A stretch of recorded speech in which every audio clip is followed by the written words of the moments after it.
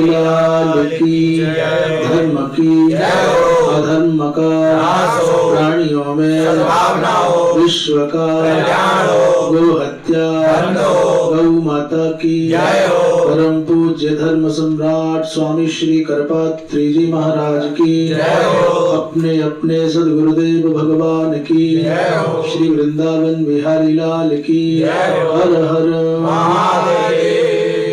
कल एक विशेष बात थी बलि के प्रसंग में, बलि के पूर्व जन्म के प्रसंग में यमराज ने कहा कि स्वर्गलोक में दान का तो कोई औचित्य नहीं बनता, तुमने शास्त्रीय आज्ञा का उल्लंघन किया है। यमराज ने जब उस कितव ने, उस द्यूतकार ने अर्थात बलि ने पूर्व जन्म के स्वरूप में स्वर्ग में ऐरावत हाथी दान कर दिया, कामधेनु दान कर दी, तो वही दानम प्रशस्तम भूम्याम च दृश्यते, दानम प्रशस्तम भूम्याम च दानम प्रशस्तम भूम्याम च दृश्यते कर्मणा फलम।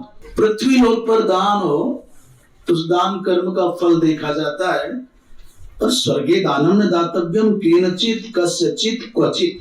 कोई भी व्यक्ति स्वर्ग में दान करे, किसी के द्वारा किया जाए, किसी भी प्रकार से किया जाए, कहीं भी किया जाए स्वर्ग आदि में, इसका कोई अर्थ तो है नहीं। ऐरावत हाथी दान किया है, कामधेनु दान किया, कल्पवृक्ष दान किया है, कौस्तुभमणि दान की, क्या उससे भारत भूमि का जो पौराणिक सीमांकन है वही कर्म भूमि के रूप में विख्यात है। कर्म बोने के लिए उर्वरा भूमि जो है वो उत्तरम यत् समुद्रस्य और हिमाद्रेश्चैव दक्षिणम। विष्णु पुराण के द्वारा विष्णु का प्राय 10 स्थानों पर ये परिभाषा है भारतवर्ष की। समुद्र से उत्तर का भाग और हिमालय से दक्षिण का भाग, देशम तद भारतम वर्षम, उसको भारतवर्ष जानना चाहिए। भारतीय यत्र संतति, जहाँ की समग्र संतति को भारती कहा जाता है। भारत शब्द का अर्थ क्या बोले, भा माने प्रकाश, भा माने ज्ञान, तो भा प्रकाशे ज्ञाने वा रताः यत्रत्याः जनाः। जहाँ के प्राणी प्रकाश प्राप्ति में, ज्ञान प्राप्ति में सदा संलग्न रहते हो, उस देश का नाम भारत है। इसलिए हम तमसोमा ज्योतिर्गमय के उपासक हैं, अंधकार से प्रकाश की ओर हमको ले जाया जाए।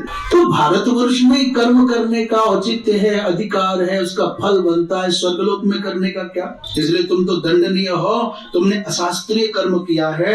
जब ये कहा तो चित्रगुप्त ने कहा भगवान ये बात नहीं है, आपने जिस कानून का, जिस विधान का उल्लेख किया है वो सामान्य कानून है, सामान्य विधान है।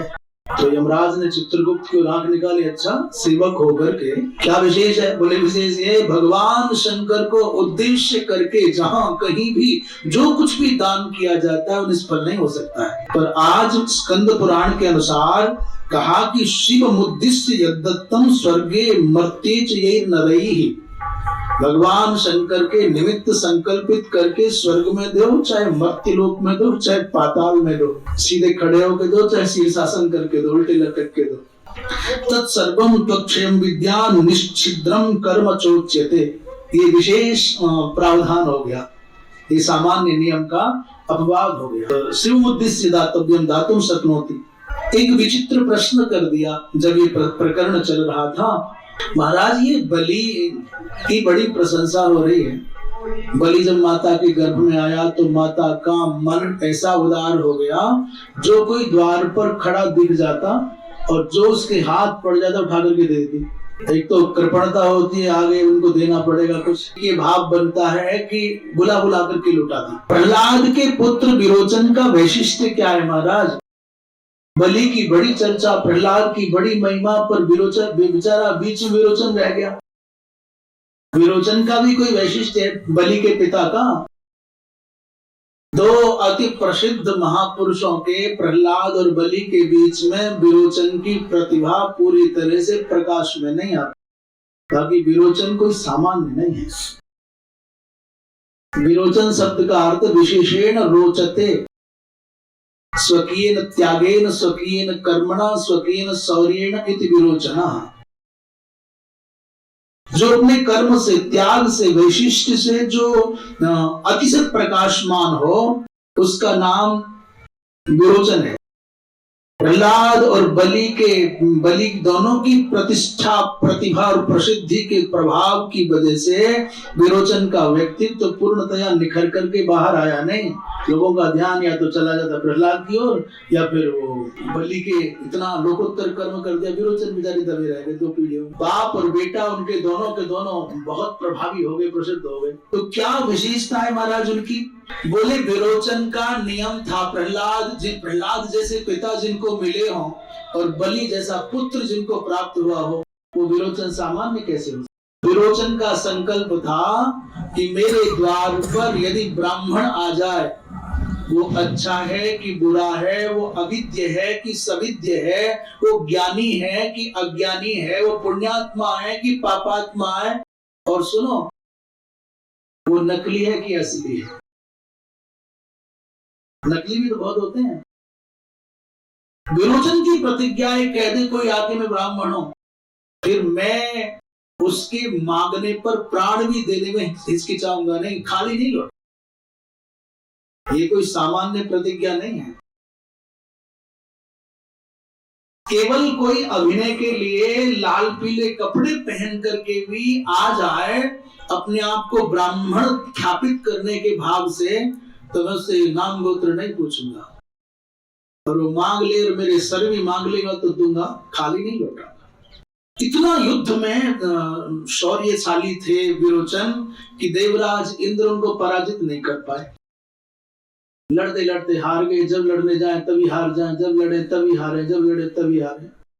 बड़े आश्चर्य, बड़े भाई करें क्या, कैसे जीते? उनका, विरोचन का जो व्यक्तित्व है वो उनके शौर्य वीर्य के साथ साथ ब्राह्मण भक्ति के लिए बड़ा प्रसिद्ध है। एक दिन इंद्र ब्राह्मण का वेश बना करके विरोचन को मारने की भावना से वेश बनाया ब्राह्मण का, याचक बन करके आ गए। लड़के तो मार नहीं सकते, इसलिए छल करके मारेंगे। यहाँ तो ये बात नहीं लिखी है, परंतु अनंतर अन्यत्र लिखी है कि विरोचन जान गए कि ये इंद्र है, ब्राह्मण नहीं है, और कहा भी मैं तुझको जान गया हूं कि तू मेरा शत्रु इंद्र है, और ब्राह्मण के वेश में आया और मेरी प्रतिज्ञा है तो मैं पीछे नहीं लौटूंगा। यहां कहते हैं आत्म प्रीत्या दातव्यम यत्तव मनसोत्यंतम अभीष्टम तत्मह्यम देहि। ब्राह्मण के वेश में आए थे, इंद्र से कहा मांग लो महाराज, क्या मांगना चाहते हो? इंद्र ने कहा देना है तो जो तुमको सर्वाधिक प्रिय है वो दे दो। आत्म प्रीत्या दातव्य माने यत्तव मनसो अत्यंतम अभीष्टम तत्मह्यम देहि, जो तुमको अपने जीवन में सबसे अधिक प्यारा लगता है वो दो। विरोचन विचार करने लग गए और कहा कि मुझको मेरा सिर सबसे अधिक प्यारा है। इतनी सत्यनिष्ठा, कह देते पत्थर उठा के कहते ये सबसे ज्यादा प्यारा, ले मर जा, ले ले। पर दैत्य कुल में होने पर भी कितनी अद्भुत निष्ठा है, ब्राह्मण भक्ति। ऊपर से कि मुझे प्यारा क्या है महाराज, उन्होंने कहा आत्म शिरो विप्र इत्युक्ता आत्मनस्सिर उत्कृत्य मुदा इंद्राय ददौ। मुदा माने हर्षेण, अत्यंत प्रसन्न होकर के विरोचनस्य तद्दानम त्रिषु लोकेषु विश्रुतम। विरोचन का वो दान तीनों लोकों में विख्यात है। गायन्त्यद्यापि कवयो दैत्येन्द्रस्य महात्मनः। उस महात्मा दैत्येंद्र विरोचन का जो सिरदान का त्याग है वो आज भी बड़े बड़े विद्वानों को महाराज आश्चर्य में डाल देता है। हम सब जानते हैं कि हमारी मृत्यु सुनिश्चित है, हमको मरना है, पर क्या स्वेच्छा कोई अपनी मृत्यु का वर्ण करने के लिए तैयार है? ग्लानि में गला हुआ कोई सामाजिक प्रतिष्ठा के भय से या किसी और कारण से आत्महत्या करे, वो विषय अलग है, परंतु सब कुछ बढ़िया है, फिर कौन मरना चाहता है? मरना तो वो भी नहीं चाहता जो रोज मर रहा है, प्रतिक्षण मर रहा है, वो भी नहीं मरना चाहता। एक कहते हैं बुढ़िया माता थी, बहुत दुखी, परिवार के लोग ध्यान नहीं देते, वृद्धा बहुत हो गई, और कठिनाई ये थी कि अपने पेट पालन के लिए उसको जंगल से लकड़ी काट के लाना पड़ता। तो कहती अच्छा होता भगवान उठा लेते बड़ा अच्छा होता, ये मौत भी आती नहीं। बार बार ऐसा कहती, मौत मृत्यु आती नहीं, मृत्यु। एक दिन सच में मृत्यु आ गई। यमराज आके खड़े हो गए। तो वृद्धा माँ जंगल से लकड़ी काट करके ला रही थी और पसीना सुखाने के लिए पेड़ के नीचे थोड़े रुक गई। ये आके खड़े हो गए, बोले चलो लेने आया हूँ। तो कौन है बेटा तू? बोले जिसको रोज याद करती है वो हूँ। आग लगे तुझे, मैं किसको याद करती हूँ? मेरी तो याद इतनी है कि जंगल जाना, लकड़ी काट के लाना, बेचना, रोटी खा के सो जाना, नॉन तेल लकड़ी। देवराज ने कहा मैं मृत्यु हूँ तो रोज तो कहती हो कि मौत आ जाओ, मौत आ जाओ। आगे चलो। बोले आगे बेटा, बहुत ठीक किया, समय पर आए। ले उठा लकड़ी और लकड़ी का गट्ठा सर पर रखा अपने। और बेटा मैं बहुत बुढ़िया हूँ, चला नहीं जाता, घर तक लकड़ी पहुंचा दी। और ज्यादा बूढ़ी हो गई। बोले उठा लकड़ी बेटा, रख सर पर, पहुंचा मेरे घर। आगे आगे यमराज, पीछे और आगे आगे बुढ़िया मैया और पीछे पीछे यमराज लकड़ी का गट्ठा लेके जा रहे हैं। यमराज ने सोचा कि घर चल करके चलेगी, लकड़ी पहुंचा कर। घर पहुंच करके यमराज ने कहा चलो मैया। बोले कहाँ? बोले वहीं जहां से आई थी। बोले मर जा, तुझे कोई और नहीं मिला, मेरे पीछे पड़ा है। अभी तो पड़पोते का मुंह देखना है, अभी कैसे जाऊं? मरना तो वो भी नहीं चाहते जो हर पल मर रहे हैं, हर दिन नहीं, हर पल मर रहे हैं, वो भी नहीं मरना चाहते। परंतु विरोचन का त्याग बड़ा अद्भुत। जब विरोचन का जीवन पूर्ण हो, यद्यपि इंद्र को बड़ी लज्जा आई कि कितना त्यागी, कितना दिव्यात्मा है, कि जान गया मैं इसका शत्रु हूं, वास्तविक ब्राह्मण नहीं हूं, फिर भी इसे सर काट करके दे दिया। पहले के दैत्य जिनको बुरा कहा जाता है वो भी इतने निष्ठावान थे, और आज का तो मनुष्य जहां रहवे ना उसी की जड़ें कट। जिसकी थाली में खाए उसी की थाली में कहते छेद करे नहीं, थाली को उठा के ले जाए। वो छेद करने वाले जमाने गए, थाली के छेद से क्या होगा? कौन छेद करके खराब करे, अपने काम आएगी। आज के लोग समझदार हैं। बोले जहां खाए वहीं गुर रहा है, और जिसका खाए उसी पर गुर रहा है। फिर वो जहां खाएगा वहीं तो जाएगा। खाए यहां और बुराई करने पड़ोस के यहां जाए तो कैसे जाएगा? तो वहीं करेगा। गजब बात यह है कि विरोचन के जाने के बाद बलि का जन्म हुआ। बलि ऐसा दुर्भाग्यशाली बालक है, या ये कहो कि बलि ऐसा सौभाग्यशाली बालक है, जिस कुल में प्रहलाद जी महाराज हुए, जिस कुल में विरोचन हुए, उस कुल में जन्मा है। और दुर्भाग्यशाली ऐसा है कि जन्म होने से पहले पिता का स्नेही वरद हस्त सर पर नहीं रहा, अनाथ के रूप में जन्मा है। ये बात हम जान करके कह रहे हैं, नहीं कहते तो क्या कर लेते? जान के इसलिए कह रहे हैं, जो लोग रोना रोते हैं, मेरे हाथ नहीं, मेरे पैर नहीं, मेरे पिता नहीं, मेरे धन नहीं, मेरा घर नहीं, मेरे पास कुछ नहीं, मैं क्या करता? जिन्हें जीवन में कुछ करना है वो अभावों का रोना नहीं रोते। वो ये परवाह नहीं करता कि मेरे पिता सब्जी बेचते हैं, कि मेरे पिता मजदूरी करते हैं, कि मेरे पिता नौकर हैं। वो निर्माण करता है, संघर्ष के पलों में भी आत्मनिर्माण करके ऊंचाइयां छूता है, और अपने संघर्ष की इस अग्नि में अपनी प्रतिभा की आहुति देकर के तो महाराज शीर्ष को प्राप्त कर लेता है। बलि के पिता नहीं है, और सुनो, बलि के पास साम्राज्य भी नहीं, अनाथ की भांति पैदा जन्मा। मृते पितरी जातो सौ माता तस्य पतिव्रता। पर हाँ, माँ जो सुनीति है, इसकी माता सुनीति है, वो संभवतः वृषपर्वा की पुत्री है। इसके वृषपर्वा नाना लगते हैं। तो माता पतिव्रता है, और मैया भी कले वरंच तत्याजो पतिलोकम गता तथा। लो ना माँ है ना पिता है।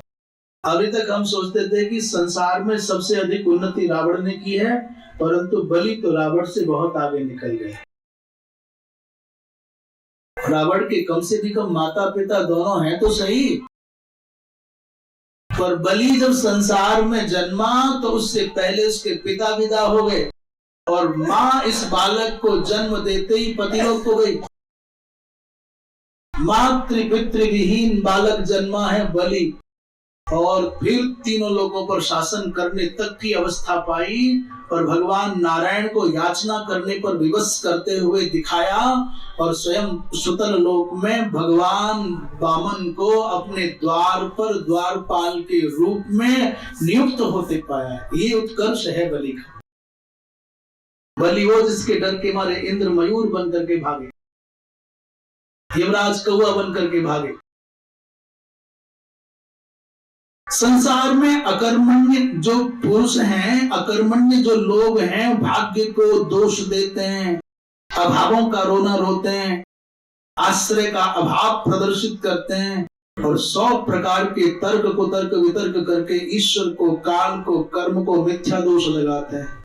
काल ही कर्म ही ईश्वर ही मिथ्या दोष लगाए। परंतु बलिं पश्यन्तु न माता न पिता, कुछ है ही नहीं, और फिर भी ऐश्वर्य और प्रभुत्व और विभुत्व प्राप्त करने में बलि के जैसा कोई दूसरा देखने में नहीं आता दूर दूर तक। ये अद्भुत जीवन है बलि का। बलिरिच्छायत वयं सर्वे दैत्याः स्वर्गे स्थायी रूपेण निवसामः।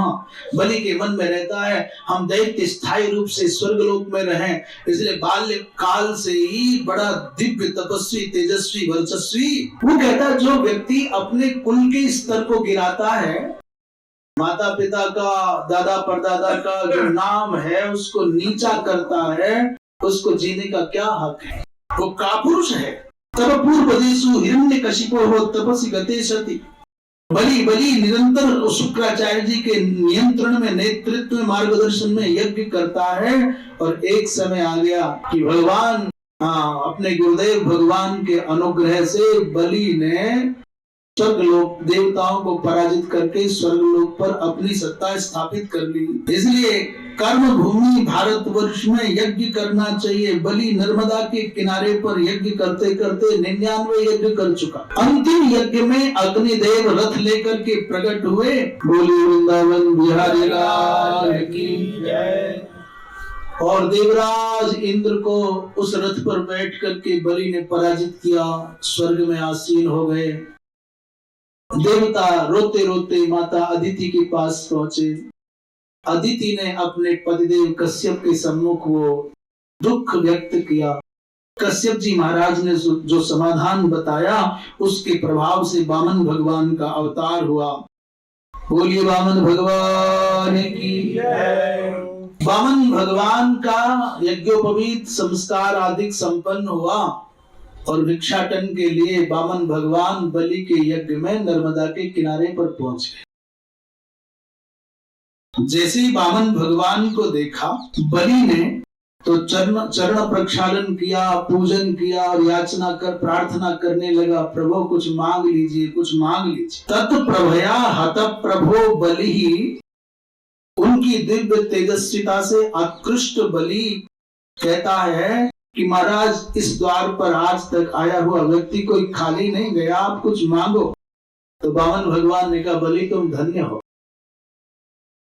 तुम्हारे वंश में आज तक कोई भी ऐसा नहीं हुआ जो शत्रु की ललकार सुनकर के चुप बैठ गया हो। किसी शत्रु ने ललकारा तो तुम्हारे पूर्वज ऐसे हुए जो मृत्यु से भी लड़ने के लिए, मृत्यु तो क्या नारायण से लड़ने के लिए तैयार हो गए। आज तक तुम्हारे वंश में कोई ऐसा नहीं हुआ जो याचक की पुकार सुनकर के मौन बैठा रह गया हो। शत्रु की ललकार और याचक की पुकार सुनकर के मौन बैठने वाले, छिप कर रहने वाले लोग तुम्हारे घर नहीं हुए। तुम्हारे वंश में कोई कापुरुष नहीं हुआ, वो चाहे हिरण्यकशिपु का प्रसंग हो। तुम्हारे परदादा ने ऐसा विलक्षण तप किया कि तुम्हारे दादा के शरीर पर जो दीमक होती है उसने बावी बना ली, उसमें पिपीलिका भी परिवर्ते सती। उस बावी में चींटियों ने अपना घर बना लिया। और इंद्र उस समय तुम्हारे परदादा के राज्य का हरण करना चाहते थे, कयाधु को हरण करके ले जाना चाहते थे। नारद जी महाराज ने तुम्हारी परदादी की रक्षा की। उन्हीं का पुत्र प्रहलाद, जिसके कारण भगवान को एक अलौकिक अवतार लेना पड़ा, नृसिंह बन करके आना पड़ा। तो तुम्हारे परदादा, तुम्हारे दादा प्रहलाद, जिनके कारण भगवान को अवतार लेना पड़ा, दोनों बड़े विलक्षण। और उसके बाद तुम्हारे पिता जो विरोचन है, उनकी महिमा मैंने गा दी। यशो दीपेन महता दग्धाः शलभवत् सुराः इंद्रोऽपि निर्जितो येन त्वया नास्त्यत्र संशयः। और जहां तक तुम्हारा प्रकरण है बलि, तो मैं तुम्हारी कीर्ति कहां तक गाऊं। तुम्हारे यश रूपी दीपक के दिव्य प्रकाश में ये जो देवता हैं, ये पतंगे के समान जल करके भस्म होते जा रहे हैं। यहाँ सामान्य भाषा में, उर्दू आदि में कहते हैं, ये कभी इसे छायावाद कहते हैं। इसे कहते हैं छायावाद। छायावाद माने सूर्य को आधारित करके, नदी को आधारित करके, बादल को आधारित करके। महादेवी वर्मा ने लिखा, मैं नीर भरी दुख की बदली। महादेवी वर्मा ने कविता लिखी है, मैं नीर भरी दुख की बदली। मैं दुख के पानी से परिपूर्ण एक बदलिया के जैसी हूँ। और सच में महादेवी वर्मा का जीवन दुखों से भरा ही था, पर बड़े उच्च कोटि की साहित्यकारा थी। सुमित्रानंदन पंत आदि, जैसे सुमित्रानंदन पंत एक कविता लिखते हैं, पुष्प की चाह नहीं मैं सुरवाला के गहनों में गूंथा जाऊं। मैं सुरवाला के गहनों में गूंथा जाऊं, मेरी चाह नहीं। मैं ये चाह भी नहीं कि मैं राजाओं के मुकुट पर चढ़ूं और इठलाऊं और इतराऊं। तो क्या चाह है तुम्हारी? अरे माली, मुझको तोड़ करके मैं गंगा सागर जाना नहीं चाहता। मुझे न रामेश्वर काशी जाना की चाह है। मुझे न रामेश्वर कुछ चाह नहीं, तो क्या बोले, मुझे तोड़ लेना बनमाली और उस पथ पर तुम देना फेंक। मातृभूमि पर शीश चढ़ाए जिस पथ जाए वीर अनेक। माने उस सुमित्रानंदन पंत जी महाराज पुष्प बन करके मानो अपनी भावनाओं को व्यक्त करना चाहते हैं। मैं नहीं चाहता कि मुझे कोई राज्यसभा भेजो, कि लोकसभा भेजो, कि राजा बनाओ, कि राष्ट्रपति पुरस्कार से पुरस्कृत करो। मैं नहीं चाहता कि रमणिया मेरी प्रशंसा करें, अमुक अमुक। क्या चाहते हो? बोले नहीं, मुझे गंगा सागर काशी कहीं नहीं जाना है, प्रयाग नहीं जाना, रामेश्वर नहीं जाना। कहाँ जाना है? बोले मेरे तो जीवन का इतना सा एक मेरे मन का मनोरथ है कि जिस पथ पर मातृभूमि पर आत्म बलिदान करने वाले शूर जाते हो, उस पथ पर पानी पिलाने वाला, झाड़ू लगाने वाला, उस पथ को बुहारने वाला, उन महावीरों को जाते हुए देख करके केवल प्रसन्नता से अपनी आंखों को नम करने वाला भी बन जाऊं, तभी मेरा जीवन धन्य है। उस पथ पर तुम देना फेंक, मुझे तोड़ लेना बनवाली है विधाता। मेरे ऊपर ऐसी कृपा करना कि वहां पहुंचा दो जहां इस मार्ग से वो जाते हो जो मातृभूमि की रक्षा करने वाले हैं। उनके मार्ग के पत्थरों को, कंकड़ों को, कांटों को बीनने की सेवा मिल जाए, उनको पानी पिलाने की सेवा मिल जाए, तो भी मेरा जीवन धन्य हो जाए। और एक बार कहाँ जाना चाहता हूँ? बोले दुर्ग चित्तौड़ देखने को मेरी आंखें प्यासी। जहां 14,000 सती माताओं के संग में पद्मिनी ने जौहर किया, जहां भारत के सम्मान और स्वाभिमान के लिए महाराणा ने अपने जीवन की आहुति दी, उस दुर्ग चित्तौड़ को देखने की मेरी चाह है। मुझे कहीं नहीं जाना है। उधर जा रहे तो किसी ने पूछा कहाँ जा रहे हो? इधर तो रामेश्वर काशी ने। बोले मुझे रामेश्वर काशी नहीं जाना, चित्तौड़ दुर्ग देखने जाना है।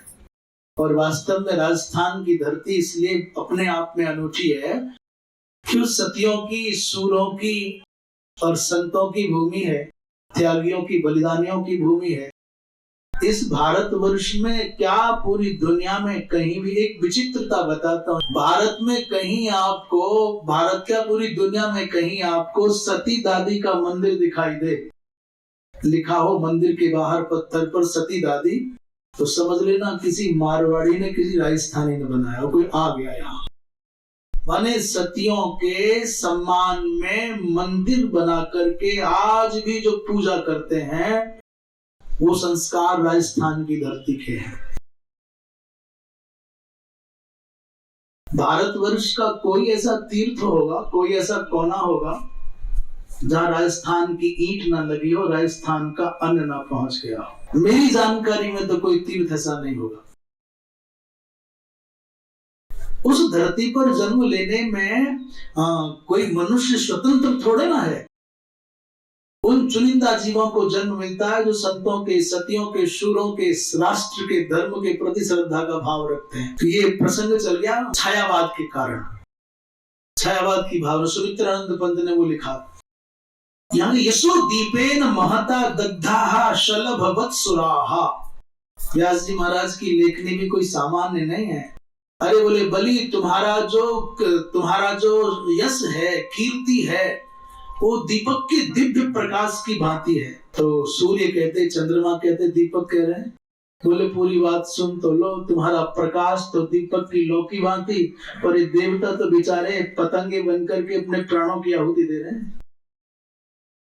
जब अपने विरोधियों के लिए पतंगा का रूपक देख लिया तो शांति हो, कोई बात नहीं, फिर दीपक बनना ठीक। इंद्रोपी निर्जितो ये न त्वया नास्तित्र संशय। तुमने इंद्र को जीत लिया, इसलिए तुम्हारी उदारता, तुम्हारी महिमा, तुम्हारी श्रेष्ठता, तुम्हारी दानशीलता और तुम्हारा ब्रह्मण्यत्व सुन करके, जान करके राजन तुम्हारे पास एक चाह लेकर के आया हूं। वामन भगवान छोटे तो थे, बड़े गोल मटोल, बड़े सुंदर, बड़े प्यारे लगते हैं। बलि ने कहा, महाराज आप तो आदेश करो क्या? बोले कुटीर निर्माण के लिए, कुटीर बनाने के लिए थोड़ी सी भूमि मांगता हूं। उठ जार्थे च में देही भूमि भृतांबर। हे जमींदारों में श्रेष्ठ, हे भूमिदारों में तुम सबसे बड़े भूमि के स्वामी हो, इतनी जमीन, इतनी भूमि चाहिए, मेरी कुटिया बन जाए। इस बात को सुनकर के प्रस्तावम श्रुत्वा बलिरवदत्, अरे बटो, वार्ता करने में पांडित्य का प्रदर्शन करते हो पर व्यवहार में निपट बालक हो। तुमको इतना पता नहीं कि कहाँ मांगते हो, क्या मांगते हो। वामन भगवान ने कहा कि राजन, असंतोष से ब्राह्मण नष्ट हो जाता है, और संतुष्ट ब्राह्मण, स्वधर्म निरत निर्भय ब्राह्मण, निर्मत्सर ब्राह्मण के कारण तीनों लोग सुखी रहते हैं। ब्राह्मण संतुष्ट हो, ब्राह्मण तपस्वी हो, ब्राह्मण निर्लोभी हो, ब्राह्मण देखने में मनुष्य जैसा होता है पर वो मनुष्य नहीं होता। उसकी मांगने की वृत्ति और डरने की वृत्ति उसको मनुष्य बनाती है। और यदि ब्राह्मण के अंदर से लोभ और भय मर जाए तो आज भी ब्राह्मण उतना ही शक्तिशाली है जितने शक्तिशाली महर्षि अगस्त्य थे। मांगने की वृत्ति से बौना हो जाता है, मृत्यु से डर उसको तुच्छ बनाता है, क्षुद्र बनाता है, निर्भय और निर्लोभ हो जाए, ये कहना आ जाए कि नहीं चाहिए, नहीं चाहिए, ऐसा हाथ करना बंद कर दे, तो आज भी इस सामान्य से दिखने वाले शरीर में तपस्या के तेज से त्रैलोक्य को प्रकाशित करने की सामर्थ्य आ सकती है। पर आएगी कैसे? ब्राह्मण का सम्मान कोई ब्राह्मण होने के कारण नहीं हो सकता। ब्राह्मण का सम्मान हो सकता है त्याग और वैराग्य के कारण, ब्राह्मण का सम्मान हो सकता है तपस्या के कारण, ब्राह्मण का सम्मान हो सकता है निग्रह और अनुग्रह करने की सामर्थ्य के कारण। सौभरी नाम के महात्मा अत्यंत वृद्ध और मानधाता नाम के राजा से उसकी 50 पुत्रियों को मांगने, एक पुत्री मांगने आते हैं, 50 लेके चले। एक सामान्य महात्मा अकेला और चक्रवर्ती सम्राट के सामने खड़ा है। राजा के पास सेना है, राजा के पास में समाज है, धन है, शक्ति है, सब कुछ है। और पूछो महात्मा से तेरे पास क्या है? बोले न शरीर में शक्ति है, न गांठ में दाम है, और न एक में फिर भी सामर्थ्य नहीं कि चक्रवर्ती सम्राट सौभरी के सामने आंख उठा करके बात कर सके। क्या है? बोले निग्रह करने की सामर्थ्य है। शाप दे दिया तो अभी मेरा राज्य जल करके भस्म हो जाएगा, धरी रह जाएगी धर्मशाला ऐसी, और प्रसन्न हो जाए तो कुछ भी देने की सामर्थ्य है। ये 2 शक्तियां थी, इसके कारण निर्भीक रहते। पर आज के ब्राह्मण, बोले आज के ब्राह्मण बुझी हुई आग के जैसे हैं, वो काली सी राख अकड़ करके चलती है, बोले मैं आग थी बेटा थी, अब छूने पर आप हाथ काले कर सकते हो, न किसी को जला सकते हो, न किसी को प्रकाश दे सकते हो। तपस्या विहीन ब्राह्मण तो विष दंत से रहित सर्प की जैसा है। बात करेगा तो छाती माथा अकड़ा लेगा, छाती चौड़ी कर ले, मैं वो हूँ अगस्त्य। भाई जी अगस्त्य अलग थे, तुम अपने बारे में सोचो तुम क्या हो। ये बात भी कोई तिरस्कार की दृष्टि से नहीं कही जा रही है, ये बात कोई उपेक्षा की दृष्टि से नहीं कही जा रही है। हमारी बात किसी ब्राह्मण देवता को बुरी लगे तो अच्छा है, लगनी चाहिए, दिल पर चोट लगनी चाहिए। उठो, खड़े हो, त्यागी बनो, विरक्त बनो, ज्ञानी बनो, तपस्वी बनो, इसमें तुम्हारा भी भला है और जो जो तुम्हारी संगत में आएगा उसका भी भला होगा। और बात ही नहीं लगी तो फिर करोगे क्या जीवन। तुलसीदास जी महाराज को बात लग गई तो एक सामान्य से तुलसी सारी दुनिया के द्वारा वंदनीय मानस के रचयिता तुलसीदास हो गए। बात नहीं लगती तो रत्नावली के संग जीवन गुजार करके अंधेरे काल कोठरी में किस कोने में दब करके मर जाते, कौन पूछता। एक मूर्ख सामान्य से व्यक्ति को बात लग गई तो सामान्य व्यक्ति कालिदास बन करके आज भी दुनिया में पूज रहा है। उट्र कर रहे थे विद्योत्तमा से। विद्योत्तमा माने विद्या के कारण जो उत्तम हो गई वो विद्योत्तमा हो गई।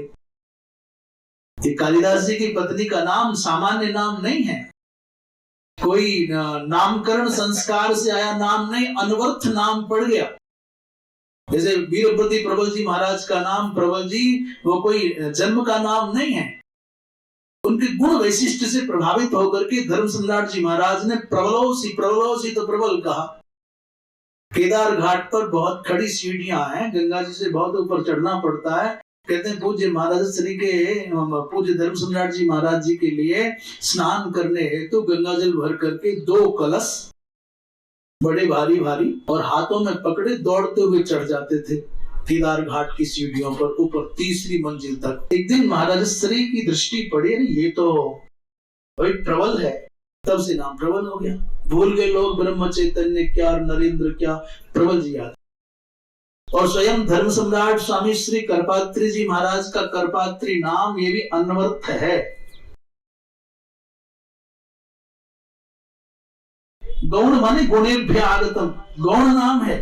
वास्तविक नाम तो जन्म का हरनारायण और ब्रह्मचर्य आश्रम का हरिहर चैतन्य और ऐसे हरिहरानंद सरस्वती जी महाराज।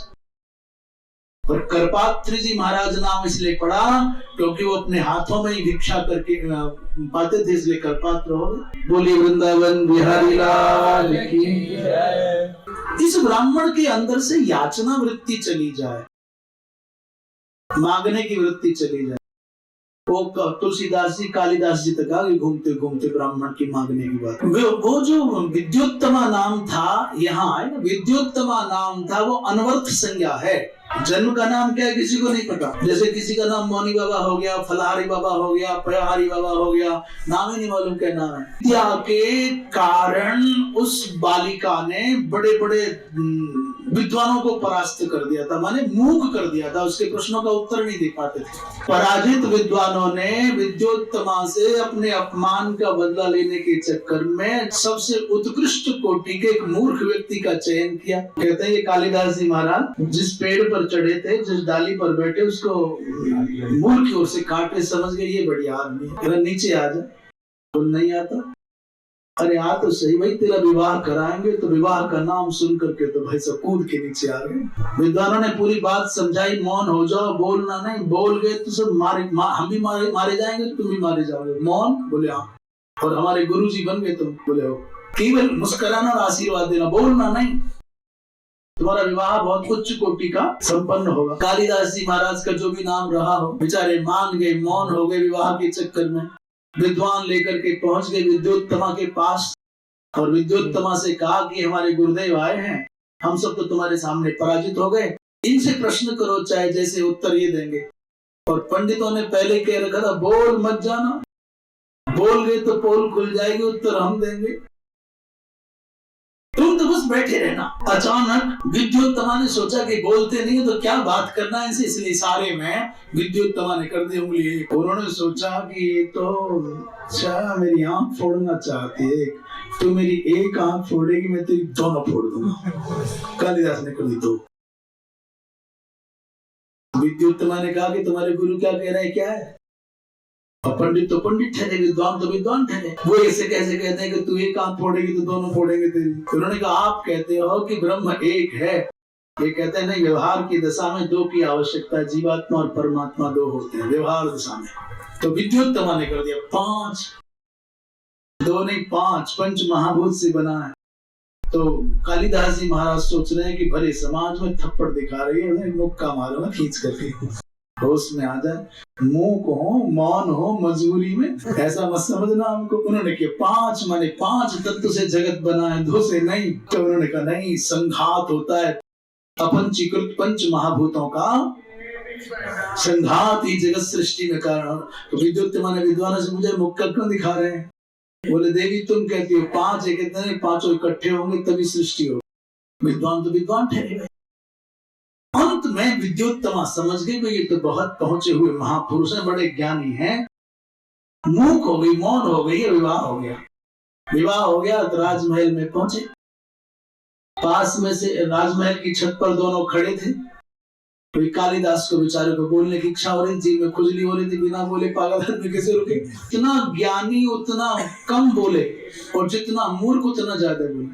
हाँ सच्ची, जितना अधिक मूर्ख होगा उतना अधिक उसे बोलना पड़ेगा, बोलना चाहेगा और बोले बिना रहेगा नहीं। कम बातों को अधिक शब्दों में कहना मूर्खता है, और बड़ी से बड़ी अधिक से अधिक विषयों को, मर्म को कम शब्दों में कह पाना विद्वत्ता है। तो जीभ में खुजली हो रही थी, बोलने का मौका नहीं लगा। छत पे जाकर के सोचे अकेले में बोलूं को, तो ऊंट दिखा तो उठ रहा करने लगे। पीछे से विद्युत्तमा आ गई, विद्वान मान करके एकांत में, चलो श्रीमान जी मिले हैं बहुत समय के बाद, बड़े विद्वान हैं, कुछ बतियाएंगे इशारों से, फिर करेंगे एक उंगली ऐसे क्या। जैसे ही इनको बोलते हुए सुना उठ तो समझ ली महामूर्ख है, बज रहे, ये तो धोखा हो गया। डांट डपट करके पूछा सच बता तो विद्वान है कि? तो बता दिया बेचारे ने, डर के मारे बता दिया कि कहीं पूजा ना हो जाए। बोले देवी मैं कोई विद्वान नहीं, ना ही मैं किसी का गुरु, ना ही मेरे चेला, मुझको तो पकड़ करके लाए। 2-3 दिन बड़े प्यार से, तो देवी बढ़िया भोजन मिला, 2-3 दिन बढ़िया चैन से नींद आई, और धन्यवाद आपको बहुत सम्मान हुआ, मैं जाऊं जंगल। पत्नी ने तिरस्कृत किया, अपमानित किया, बड़ी गिलानी से गल गई। पुरुष में एक बात तो है, तो सब कुछ सह सकता है, पर अपनी पत्नी से प्राप्त अपमान नहीं सह सकता। अकेले में सह सकता है, समाज के सामने नहीं। अकेले भाग्यवान तो कितना ही कुछ भी कह लिया कर, पर कम से कम घर में सबके सामने मत बोला कर। बेचारा ऐसे हाथ जोड़ के मना लेता है। आप कितनी सच्चाई तो बहुवारे जाने, हम तो सुनी सुनाई कह रहे हैं। भाई तुझे कुछ कहना है, अपने मन की भड़ास निकाल लिए तो एकांत में कह दिया कर, सबके सामने क्यों हिंदी करे। और वो माई भी क्या जो सबके सामने ये ना बताए कि मैं कुछ विशेष हूँ। माताएं जब तक चंडी रूप धारण ना कर लें, रौद्र रूप धारण ना कर लें और समाज में हिंदी ना करें, तब तक चैन नहीं आता। अस्तु कालिदास को अंदर से लगी चोट, और यहाँ चोट लग गई। ये बात पता है क्यों चली थी? हम कुछ शब्द ऐसे बोल रहे थे, लग रहा था कि ब्राह्मण देवता बुरा मान जाएंगे, तो मान तो जाए, लगे तो सही, चोट तो लगे।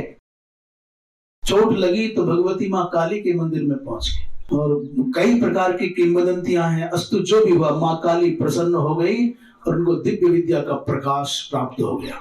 भगवती माँ काली ने लौट करके आए और दरवाजा खटखटाया, तो विद्युत्तमा ने कहा अस्ति कश्चित बाग विशेषा। अरे वो विशेष बात है क्या? कौन है, क्या बात है? अस्ति कश्चित और बाग विशेषा।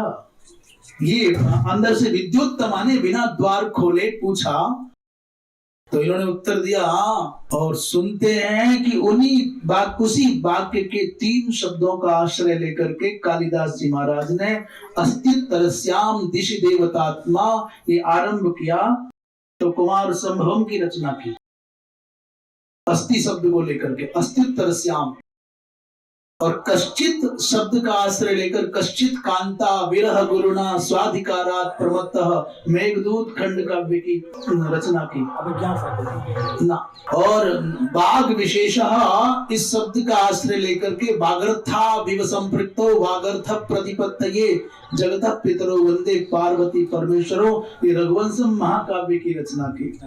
अर्थात हृदय पर चोट लगी तो एक सामान्य मूर्ख व्यक्ति अपनी श्रीमती के द्वारा पीड़ित होकर के अपमानित होकर के जगत में वंदनीय आज भी सम्मानित कविता कालिदासस्य उपमा कालिदासस्य उपमा अलंकार के परमाचार्य के रूप में कालिदास प्रतिष्ठित कवि कुलगुरु कालिदास। चोट लगी तो सामान्य से तुलसीदास होकर के मानस के रचयिता होकर के समन्वयाचार्य होकर के सारी दुनिया में आज भी प्रतिष्ठा पाते। चोट लगे तो सही, कोई बुरा तो माने, भले ही गाली देकर के माने, पर लगे बुरा तो लगे किसी को, कोई जगह तो सही। तात्पर्य ये था कि ब्राह्मण में उसको जो लोभ की वृत्ति है, जो भय की वृत्ति है, वो क्षुद्र बनाती है, वो दीन बनाती है। निर्लोभ और निर्भयता आ जाए, साधना का भाव उसके चित्त में आ जाए तो आज भी विशिष्ट है। बलि वामन भगवान ने कहा राजन असंतुष्ट ब्राह्मण नष्ट हो जाता है। असंतुष्टा द्विजा नष्टा संतुष्टा च महीपति, संतुष्ट राजा नष्ट हो जाता है, असंतुष्ट ब्राह्मण नष्ट हो जाता है। और जो संतोष पूर्वक साधना करते हैं उस ब्राह्मण का ब्रह्म वर्चस्व बढ़ता है। इसलिए मैं जो मांग रहा हूं त्रिपद संहिता महीम याचे देही में क्रमतो, मेरे पैरों के अनुसार नापूंगा भी मैं, मेरे पैरों से। छोटे से बामन है, बलि को थोड़ी हंसी आ गई। बलि ने कहा महाराज याचक छोटा हो या बड़ा, दाता याचक के स्तर से नहीं देता, अपने स्तर को ध्यान में रख करके देता है। दाता याचक को देख करके नहीं देता, दाता अपनी हैसियत अपनी सामर्थ्य के अनुसार। बोले वृंदावन बिहारी लाल की जय। इसलिए अपने आप को देखता है, वो तुम्हारी स्थिति नहीं देखता। क्योंकि मान लीजिए तुम्हारी क्षमताएं, तुम्हारी सामर्थ्य मात्र हो 1000 की और मैंने आपके हिसाब से 1000 दिए तो जगत में हंसाई होगी, इसलिए वो अपना लेवल देखता है, अधिक देता है। मेरा मन करता है कि आज तुम याचक के रूप में आ गए हो, तुम्हें समग्र पर्वतों से, नदियों से, सागरों से सज्जित, वनों से सज्जित समग्र धरा तुमको दे दूं। तुमको देखने के बाद तो भाव ही आ रहा है। जिस समय मन में बलि सोच रहा है कि ससैल वन काननाम सपर्वताम साब्धिम पृथ्वीम ददामि, उसी समय श्री गर्गाचार्य जी और श्री शुक्राचार्य जी महाराज के कान खड़े हो गए। ये सामान्य बालक नहीं है, ये माया माणवक है। मायया माणवको भूत्वा जातः अस्माद् माया माणवकः अरे न दातव्यम त्वया दानम, भले इस बटू रूपी विष्णु को दान मत देना, इंद्र का काम बनाने के लिए आ गया। बलि ने सुना तो आनंद से भर गया। गुरु आपके मुंह में घृत सर करा, तन मुखे घृत सर करा। घी शक्कर प्रभु, यदि ये विष्णु साक्षात भगवान है तब तो आनंद हो गया। और यदि विष्णु है तब तो ये लेना ही चाहेंगे तो हर अवस्था में लेकर के रहेंगे, और ऋषि पुत्र हैं तो कितना ले जाएंगे। और यदि ये सच में विष्णु है तो आज मेरे जैसा सौभाग्यशाली धरती पर कौन होगा भगवान, कि जिसके द्वार पर भगवान नारायण याचक बनकर के आए हैं। यदि पात्र बनकर के आए हैं, मेरा उद्धार करने के लिए आए हैं, तो फिर मैं दिए बिना रहूंगा नहीं। गुरु ने देखा कि मेरी बात नहीं मानता तो शुक्राचार्य जी महाराज श्रीहीन होने का शाप दे करके चले गए। बलि ने देखा कि गुरु त्याग गए तो त्याग जाओ, गुरु बलि तजो। भगवत प्राप्ति में यदि बाधक बनते हो गुरु, तो गुरु को त्यागने में भी दोष नहीं लगता। माता पिता भाई बंधु कोई भी भगवत प्राप्ति में बाधक बने तो उनको त्यागा जा सकता है। माता त्यागी भरत ने भगवान को पाया, पिता त्यागा प्रहलाद ने भगवान को पाया, बंधु भाई त्यागा विभीषण ने भगवान को पाया, गुरु त्यागा बलि ने भगवान को पाया, और कंत ब्रज बलितनि ब्रज वनिताओं ने सामान्य पतियों को त्यागा, भगवान को पाया। पर भगवान को पाया, ऐसा नहीं कि त्याग दिया और आया हाथ कुछ भी नहीं। आए थे हरि भजन को, ओटन लगे कपास नहीं, बीच में न लटक जाए अटक जाए। महाराज इस प्रकार शाप देकर के शुक्राचार्य जी चले गए। विराट भगवान, वामन भगवान विराट हो गए।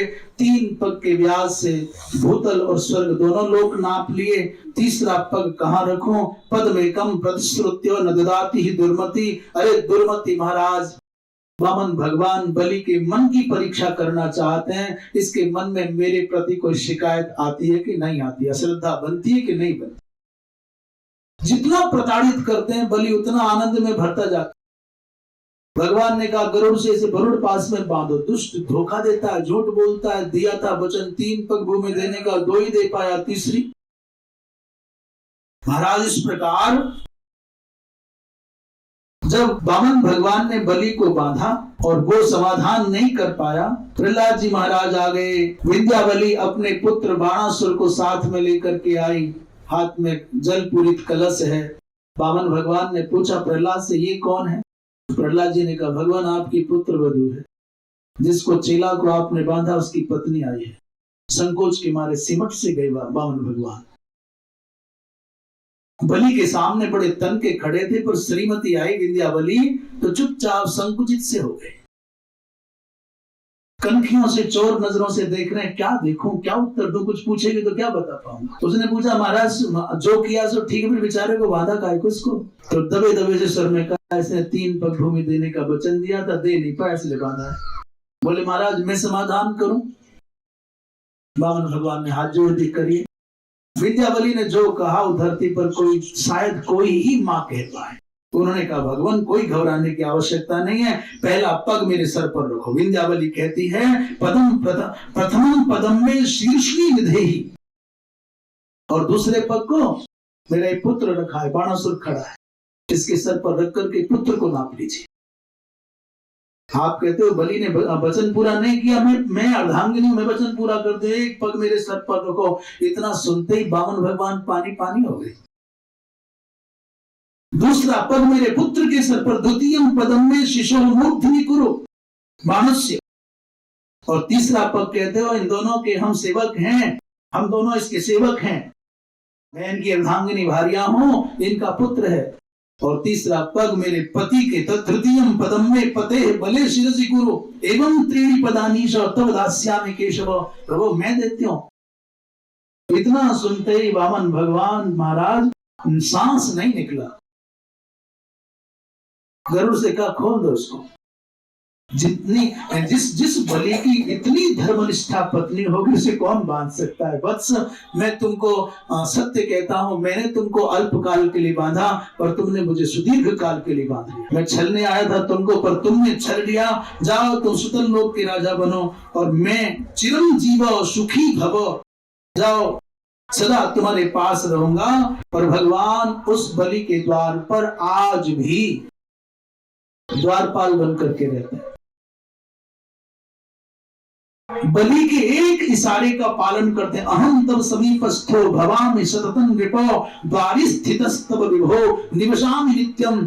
लोमस जी महाराज कह रहे हैं वो अशुचि, वो अपवित्र, वो किताब, वो ज्वारी आज इतना बड़ा सौभाग्य पा गया भगवान शंकर की आराधना करके कि भगवान उसके द्वार पर द्वारपाल बने। सुतल लोक का राजा है और आने वाले मनवंतर में स्वर्ग का राजा बनेगा।